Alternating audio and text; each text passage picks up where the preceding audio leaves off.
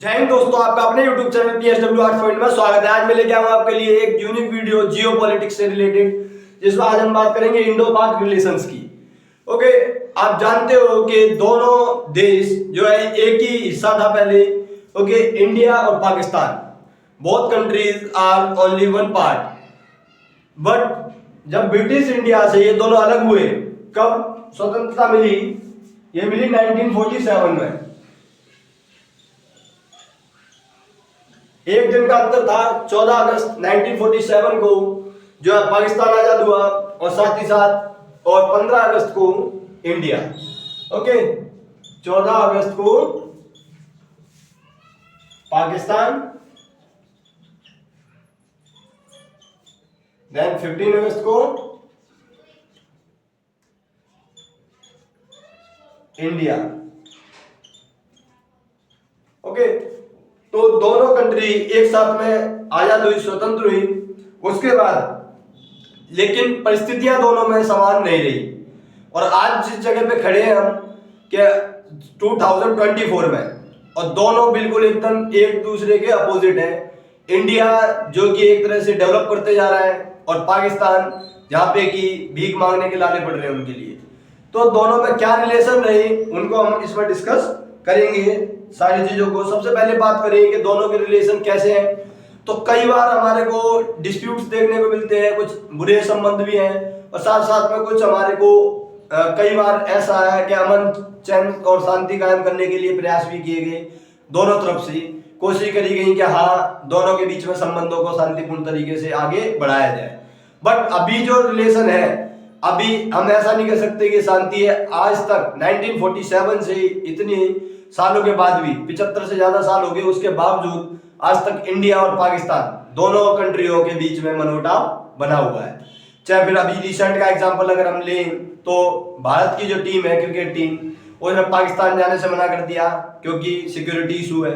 Indian government के द्वारा allow नहीं किया गया कि आप वहां नहीं जाओगे। पाकिस्तान की जो गवर्नमेंट है वो ये कहती है कि हमारे यहाँ पे सिक्योरिटी पूरी है, लेकिन उनके यहीं पर कई बार हमने देखे हैं कि टेररिस्ट अटैक हो जाते हैं, कई बार आतंकवादी हमले हो जाते हैं, जिस वजह से कोई भी टीम अपने लिए मुसीबत मोल लेना नहीं चाहेगी।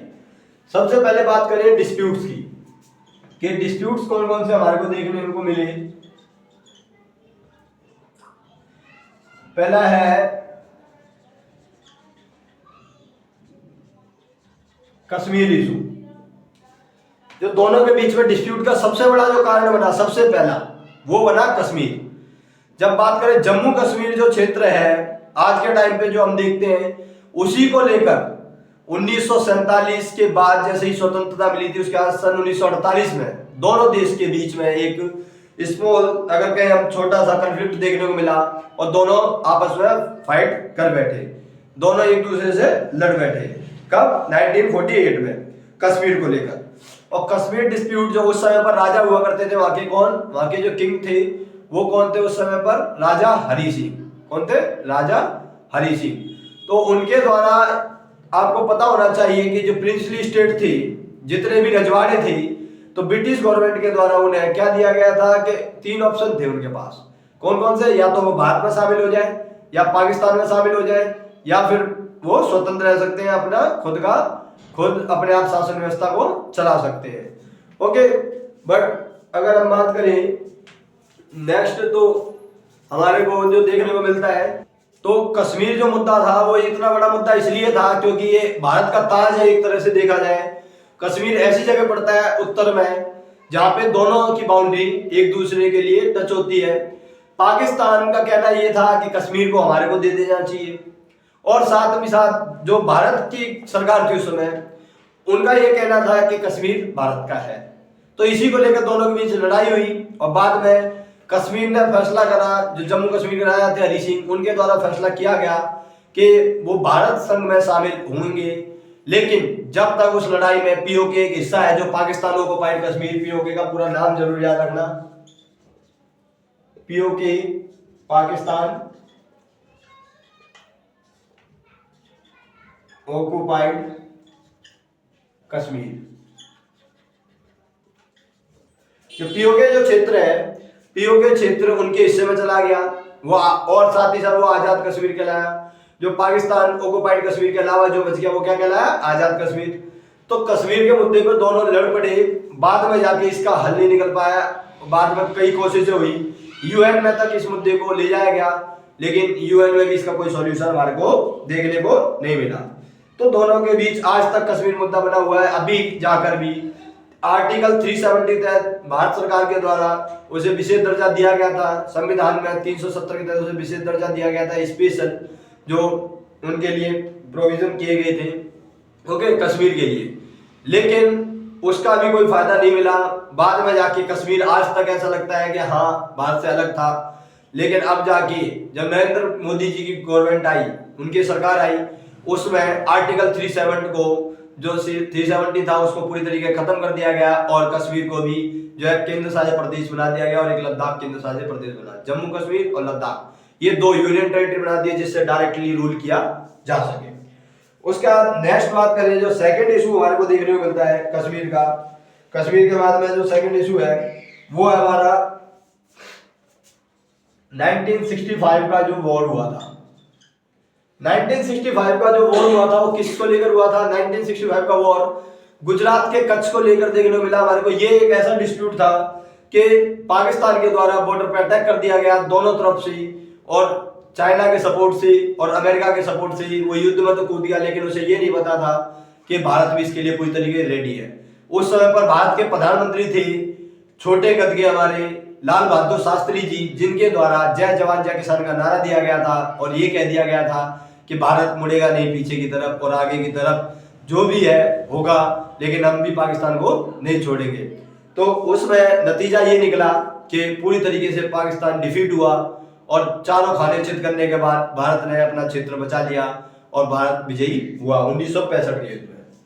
उसके बाद नेक्स्ट जो हमारे को डिस्प्यूट का रीजन देखने को मिलता है वो देखने को मिलता है 1971 का वॉर। 1971 का वॉर जो हुआ था वो हमारे लिए नहीं था, वो हमारे लिए नहीं था। क्यों? क्योंकि वो बांग्लादेश को लेकर लड़ा गया था, लेकिन लड़े हम थे और फिर भी आज भी वो बांग्लादेश हमारे को आंखें दिखाता है जिसको हमने आजाद कराया।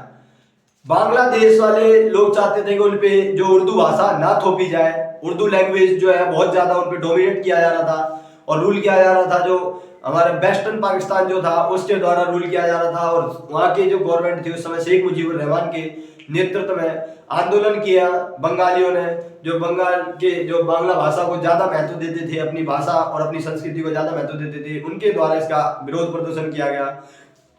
बाद में जाके देखा जाए तो हमने उन्हें आजाद कराया और 90,000 सैनिकों के साथ पाकिस्तान ने पूरी तरीके से सरेंडर कर दिया इंडियन आर्मी के सामने, और इंडियन आर्मी ने ये युद्ध पूरी तरीके से जीता और बांग्लादेश नया एक नेशन बनकर सामने आया, हमारे एक राष्ट्र बनकर सामने आया। ओके, उसके बाद देखिए हम Kargil war.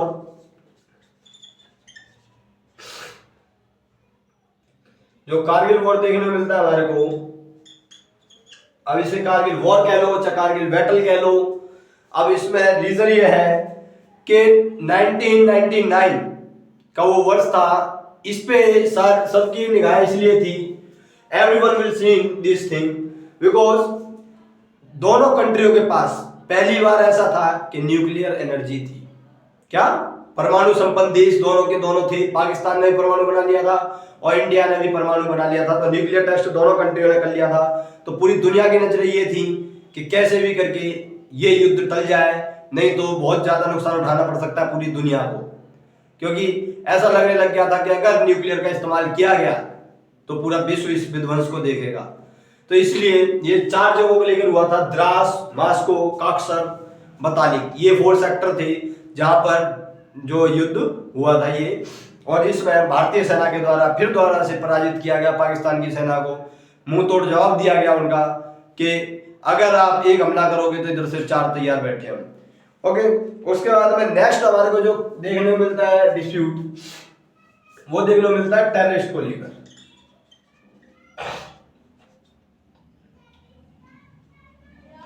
Terrorist activities, Pakistan के द्वारा हमेशा से टेररिस्ट को सपोर्ट किया गया है, आतंकवादी गतिविधियों को बढ़ावा ही दिया गया है हमेशा से। और उसके कई एग्जाम्पल हमारे को देखने को मिलते हैं, चाहे वो इंडिया पर अटैक हो 2001 का पार्लियामेंट अटैक,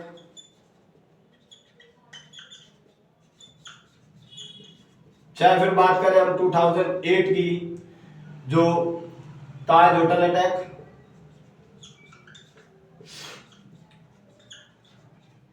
चाहे बात करें 2016 का पुलवामा अटैक, चाहे फिर बात करें हम जो नेक्स्ट हमारे को देखने मिलता है पठानकोट अटैक,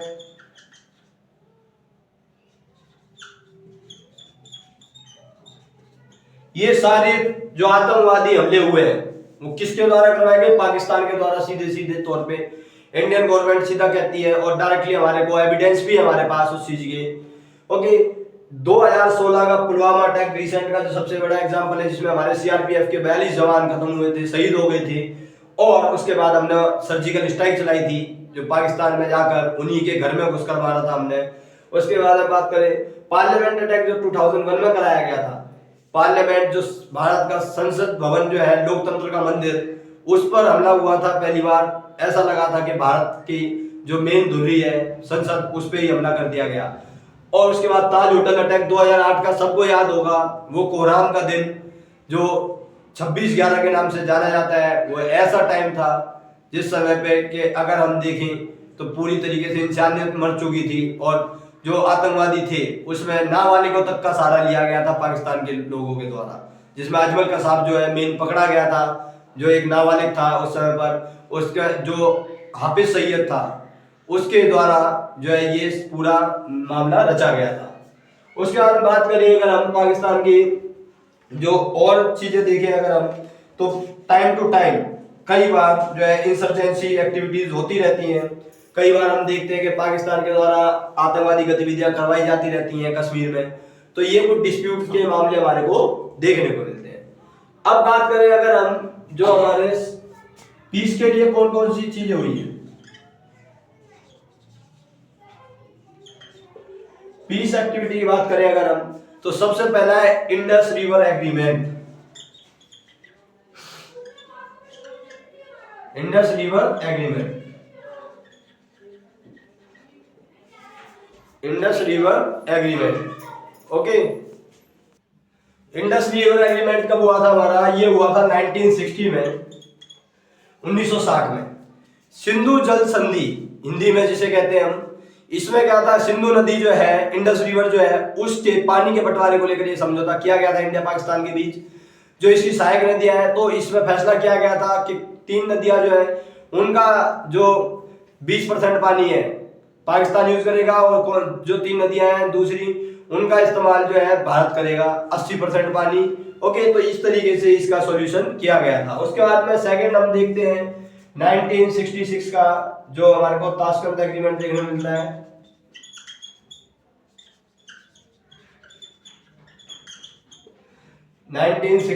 का ताशकंद एग्रीमेंट, ताशकंद एग्रीमेंट जो उज्बेकिस्तान की कैपिटल है आज के टाइम पर, वहां पर सोवियत संघ की मदद से, जो सोवियत यूनियन था उसकी मदद से उस समय पर जो लाल बहादुर शास्त्री भारत के प्रधानमंत्री और आयूब खान के बीच एक समझौता कराया गया कि 1965 में जो वॉर हुआ है उसे भूल जाए और शांति की तरफ कदम बढ़ाए। लेकिन वहीं पर अचानक से जो सडनली मृत्यु हो जाती है भारत के प्रधानमंत्री लाल बहादुर शास्त्री जी की, और वहां से एक बहुत बड़ी जड़ निकल कर सामने आई कि हुआ तो हुआ कैसे, आज तक ये मिस्टीरियस है। उसके बाद थर्ड नंबर पे देखिए हम शिमला एग्रीमेंट।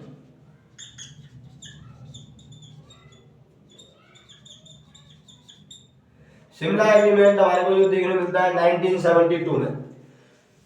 1971 का वॉर हुआ था जो हमने बांग्लादेश को आजाद कराया, उसके बाद 1972 में भारत और पाकिस्तान के बीच एक एग्रीमेंट होता है शिमला एग्रीमेंट, जिसमें भारत की प्रधानमंत्री इंदिरा गांधी जी के द्वारा और उधर से जो जुल्फिकार अली भुट्टो थे उनके नेतृत्व में इस पे हस्ताक्षर किए गए, और ये कहा गया कि आगे के लिए भारत और पाकिस्तान दोनों मिलकर चलेंगे और शांति के लिए कदम बढ़ाएंगे।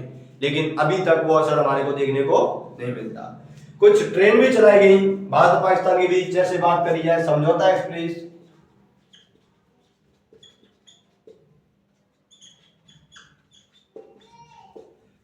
समझौता एक्सप्रेस, थार एक्सप्रेस,